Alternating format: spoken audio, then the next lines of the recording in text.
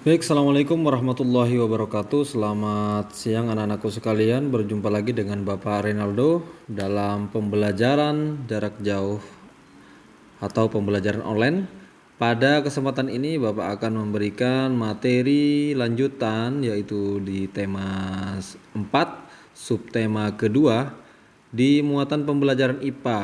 Pada kali ini kita masih dalam kompetensi dasar yaitu 3.4 menjelaskan organ peredaran darah dan fungsinya pada hewan dan manusia serta cara memelihara kesehatan organ peredaran darah manusia. Nah, pada pertemuan sebelumnya Bapak sempat memberikan materi ataupun menyinggung tentang materi peredaran darah manusia. Nah, di sini Bapak akan mengulang kembali. Kita jelaskan mulai dari poin A yaitu organ peredaran darah manusia. Yang mana sistem peredaran darah yaitu berfungsi untuk mengedarkan zat-zat yang dihubungkan ke tubuh ya, ke seluruh bagian tubuh. Selain itu, sistem peredaran darah juga mengangkut zat-zat untuk dikeluarkan dari tubuh.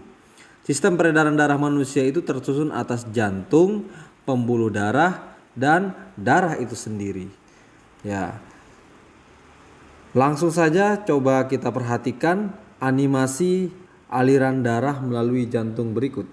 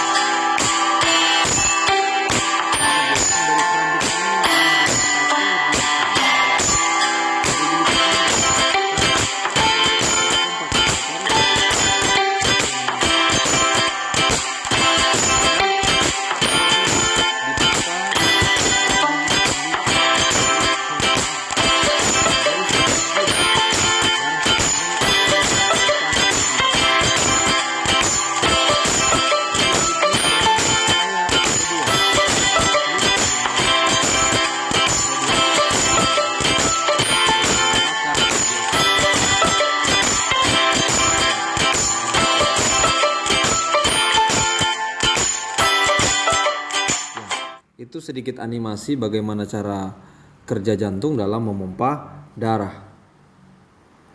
Nah, selanjutnya Bapak lanjutkan, jelaskan secara lebih detail. Itu ada bagian-bagian jantung. Jadi jantung tersusun atas otot-otot tebal dan kuat.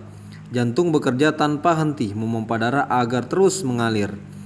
Jadi di situ ada beberapa fungsi, ada aorta, arteri besar, ada vena. Ya. Kemudian di situ ada yang namanya serambi kiri, berfungsi mengalirkan darah yang kaya dengan oksigen atau O2 dari paru-paru ke bilik kiri.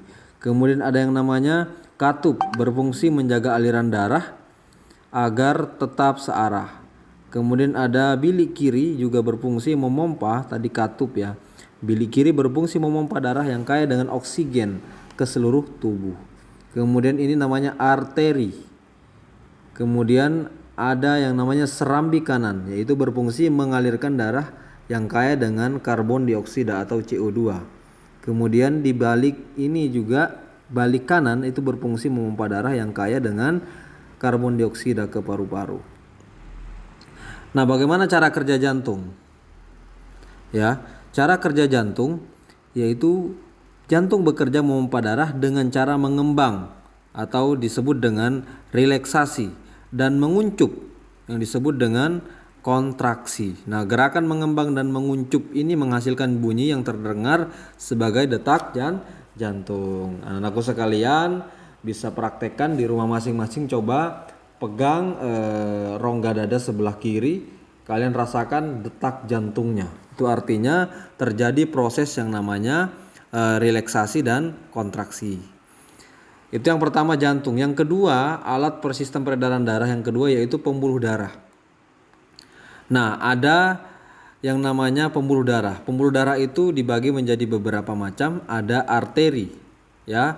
Jadi arteri ini adalah membawa darah keluar jantung. Arteri ini berdinding tebal dan elastis. Denyutnya sangat terasa. Aliran darah di arteri lebih cepat daripada vena. Nah, itu lihat gambar di samping, jelas ya. Kemudian vena ya membawa darah menuju jantung. Vena juga memiliki dinding yang tipis dan kurang elastis. Letaknya dekat dengan permukaan kulit. Aliran darah ini tidak secepat arteri. Nah, vena memiliki katup di sepanjang pembuluh yang berfungsi agar darah tetap mengalir ke satu arah. Kemudian ada namanya pembuluh kapiler. Tadi ada arteri, vena, dan kapiler. Kapiler ini merupakan pembuluh darah yang sangat kecil dan pembuluh langsung dengan sel-sel jaringan tubuh. Kapiler ini juga menghubungkan arteri kecil dan vena terkecil. Di dalam kapiler terdapat pertukaran oksigen dan karbon dioksida. Di mana ketika ditanya di mana tempat pertukaran oksigen, yaitu di dalam kapiler terjadi pertukaran oksigen dan karbon dioksida. Kemudian alat yang ketiga yaitu darah. Nah, darah ini merupakan salah satu komponen penting dalam tubuh kita. Ya, komponen darah antara lain yaitu sel darah merah atau yang disebut dengan eritrosit.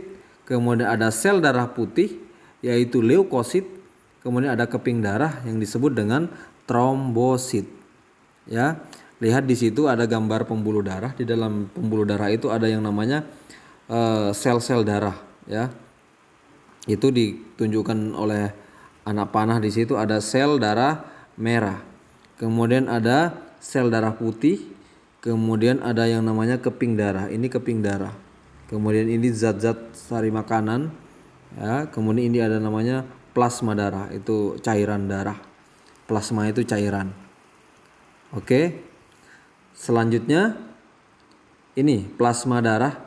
Kemudian tadi sudah kita yang A adalah sel darah ya. B yaitu sel darah putih. Sel darah putih ini berperan membunuh kuman yang masuk ke dalam tubuh. Ya, jadi sebagai antibodi dalam tubuh. Kemudian keping darah. Keping darah itu berperan dalam proses pembekuan darah dan penyumbatan luka. Kemarin Bapak sempat menjelaskan yaitu tentang pembekuan darah. Ketika kalian luka ya, tersayat pisau, itu biasanya 1 hari 2 hari dia langsung mengering dan langsung sembuh. Itu karena adanya keping darah yang bagus. Kemudian plasma darah. Plasma darah ini merupakan bagian cairan cair dari darah yang terdiri atas 90% air. Ya, plasma darah ini berperan mengangkut zat-zat makanan dari dalam zat-zat makanan dan hormon.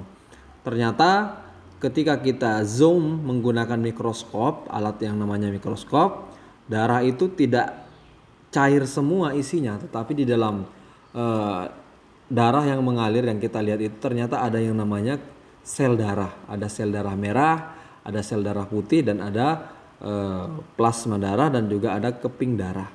Nah, zat-zat penyusun dalam darah akan terpisah jika darah dimasukkan ke dalam tabung.